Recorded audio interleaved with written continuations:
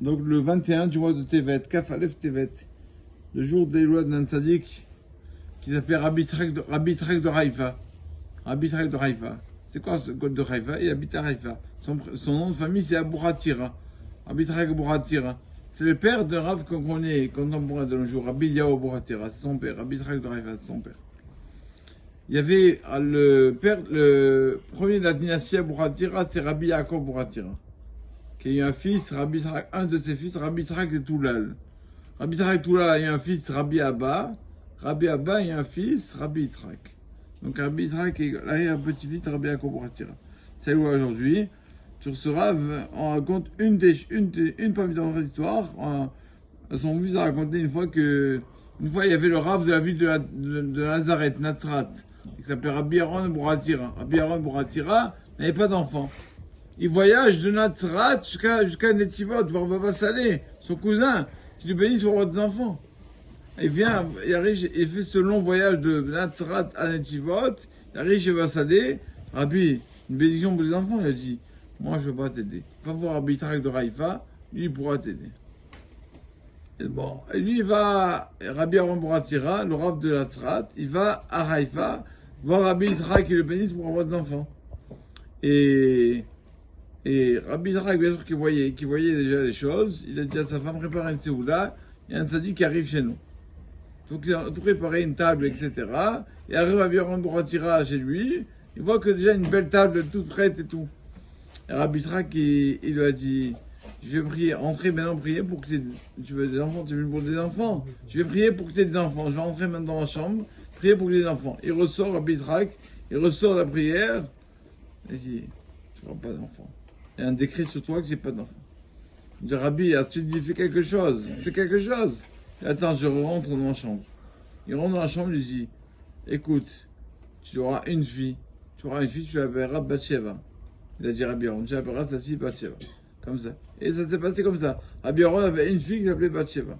Donc le Rav Nazrat, c'est la parole de Rabbi Yitzhak. Donc souvent, Abba Salé envoie les gens chez lui pour se faire bénir. Et bien sûr, il était comme le vrai rabbin tout simple. Mais en fait, c'était quelqu'un de très grand.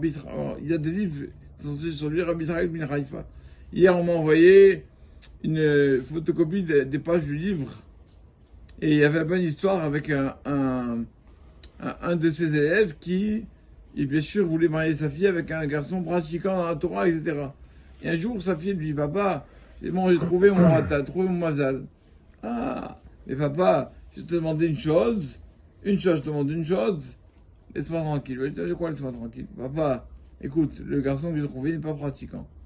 Le papa qui lui dit, quoi? Pas pratiquant? Il piétinera pas sur le sol de ma maison, ton futur mari. Elle lui a dit, papa, ton Rav, c'est Rabbi Yitzhak Abu Hatira. Viens, on va le voir. Ce qu'il nous dit Rabbi Yitzhak, on fait. D'accord. Ils vont à trois, le beau-père, le beau-fils, enfin qui est en suspens, et la fille, mon Rabbi Yitzhak. Et il lui dit, Rabbi, il y a... D'abord, ils arrivent, et le beau-fils, il n'a même pas pris de kippa. Donc le beau-père, il dit à la femme de Rabbi Yitzhak, s'il vous plaît, pouvez lui prêter une kippa?